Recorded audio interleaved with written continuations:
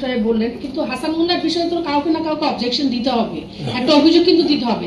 এখানে হয় কি যে পুলিশ ইয়া করে নিলে এই মামলাগুলো পরবর্তীতে, কারণ এই মামলাগুলো কিন্তু অনেক দিন ধরে ট্রায়ালে থাকে, তখন যদি পুলিশবাদী মামলা হয় সেটার চেয়ে যদি কোনো ব্যক্তি যে ভিকটিমাইজড হয়েছে, যে ফ্যামিলিটা ভিকটিমাইজড হয়েছে, ওই সকল সদস্য যদি মামলা দেয়, তাহলে এই মামলাটি কিন্তু রাষ্ট্রপক্ষের জন্য অনেক বেশি সহজ হয় ডিল করা, ট্রায়ালে গেলেও অনেক বেশি সহজ হয়।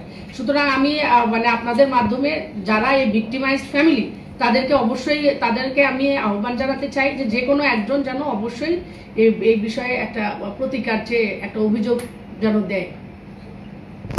যে কোনো একজন দিলেই পারবে, মানে যে কোনো একজন যে কোনো থানায় বাদী হয়ে মামলা দিলে আমরা কিন্তু হাসান মোল্লা সেহেতু যে আবার বললেন যে বোন এবং বোন জামাই চলে যাওয়ার ইয়ে করছে, আমরা ইমিগ্রেশনে এই মামলাটি লজ হওয়ার সঙ্গে সঙ্গে, তাছাড়া কিন্তু আমরা আসলে পারবো না, এর আইনগত কিছু জটিলতা আছে। মামলা লজ হলেই আমরা পারবো যদি ওদের নাম চলে আসে ইনভেস্টিগেশনে অথবা এফআইআরে, তখনই কিন্তু আমরা তাদের মানে যাতায়াতটা রোধ করতে পারবো, আদারওয়াইজ আমাদের জন্য এটা কঠিন হবে।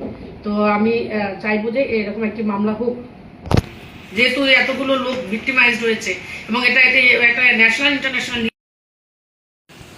লিবিয়া থেকে ইতালি যাওয়ার পথে ভূমধ্যসাগরে নৌকা সহ তারা নিখোঁজ হয়েছিলেন। তারা স্থানীয় আজমিরিগঞ্জের একজন মানব পাচারকারী, ওনার নাম হাসান মোল্লা, এটা সবাই চিনে, প্রকাশ্যে ওনাকে সবাই চিনে। ওনাকে 18 থেকে 20 লাখ করে টাকা দিয়ে ওই 38 জন গিয়েছিলেন। তারা প্রায় 2.5 মাস হলো তারা নিখোঁজ।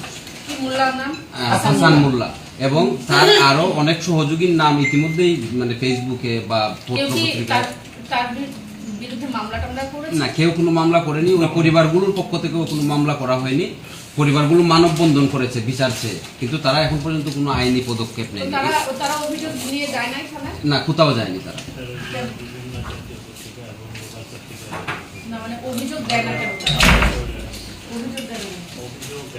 তারা অভিযোগ দিচ্ছে না তাদের, আমি অভিযোগ দিচ্ছে না তাদের কথা একটা হচ্ছে যে তারা এখনো আশা করতেছে যে তাদের ছেলেরা ফেরত আসতে পারে, কিন্তু লিবিয়া এবং ইতালির দূতাবাস তারা যে আশঙ্কা করতেছে, ভয়াবহ ধরনের আশঙ্কা করতেছে, ফেরত আসার সম্ভাবনা তারা দেখতেছেন না। তো কিন্তু পরিবারগুলোকে হাসান মোল্লা মানে বুঝিয়ে রাখতেছেন যে আপনারা যদি কথা বলেন আপনাদের ছেলের বড় ক্ষতি হবে, এরকম। আরেকজন শায়েস্তাগঞ্জের একজন নারী গত 3 মাস আগে প্রায় 25 জন যুবকের কাছ থেকে রোমানিয়ার জাল ভিসা দিয়ে কয়েক কোটি টাকা হাতিয়ে নিয়েছে। একজন